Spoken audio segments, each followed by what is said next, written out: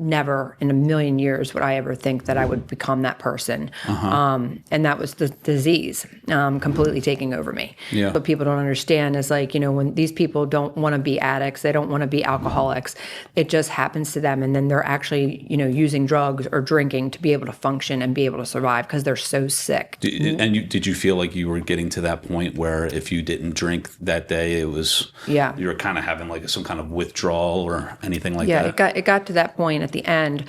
But in the, you know, beginning, we were just all stuck in this neighborhood and, you know, drinking and partying together, right? So it's just like, we're all having a good time. Like, we can't do anything else. So everyone was drinking, you know? And I just happened to take it to the next level, unfortunately. Okay. It got to the point where I was drinking like every 2 hours. And if I didn't, I was sick and I couldn't function. My anxiety was so bad. My depression was so bad. There would be times where I wouldn't get out of bed for days. And I'm not that kind of person. Yeah. You know, I like to get up at 4:30 in the morning. I like to go to the gym. I like to start my day. You know, go kind of girl. And for me, it paralyzed me. Yeah. I couldn't function. It was really scary, you know, and I was in a really dark place and I didn't know how to get help. I didn't know how to ask for help. And so, you know, I had a couple episodes, like would go to like the Hartford Crisis Center, had a couple visits to Upper Chesapeake Hospital. And this went on for probably about a year. Was there a defining turning point where it was just like, all right, now it's time to right the ship? Try to be very vulnerable and I try to be very, you know, transparent when I talk to these different people that are in recovery is because they think they're the only people. And like, I thought I was the only person. And I'm not saying like the only person that's going through that. Just like imagine like what your family's going through, right? Sure. What I'm putting my daughters through, you know, Chad, my ex-husband at the time, you know, all these things that was happening. Dad, you know, being down in Florida, knowing that something's going on with his daughter, you know, that she's not acting right, you know, putting people through that. When you're in that addiction, you don't care. People don't understand that. You know, people that are on the other side of that don't understand how you couldn't care. Right. But you're just so sick and your anxiety and depression is so bad that you're just looking to get rid of that. And you just want to be able to feel normal. And it is horrible. Yeah. It's horrible.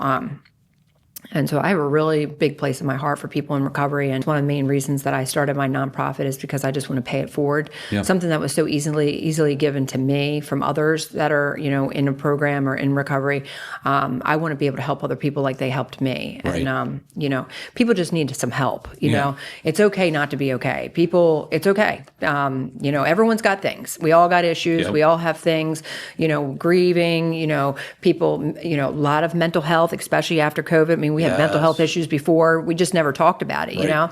And I do feel like now I do see that stigma is a lot better than it used to be. I will be honest with you. Yeah. It's more talked about now, you know, like, you know, even when I go to church, like Mountain Christian Church, Freedom Church, people were all talking about that kind of stuff there, you know what I mean? And it's very important. Yeah, because you started off that by saying that this would be embarrassing, but really, like, just the words that you're saying right now could identify with somebody that is like, you know what, there's somebody out there that has the same similar feelings that I do, because a lot of times the anxiety and the depression are just built up inside, you know, and percolating inside, and when you hear that, it's like that's genuine, that's authenticity, you know. Yeah.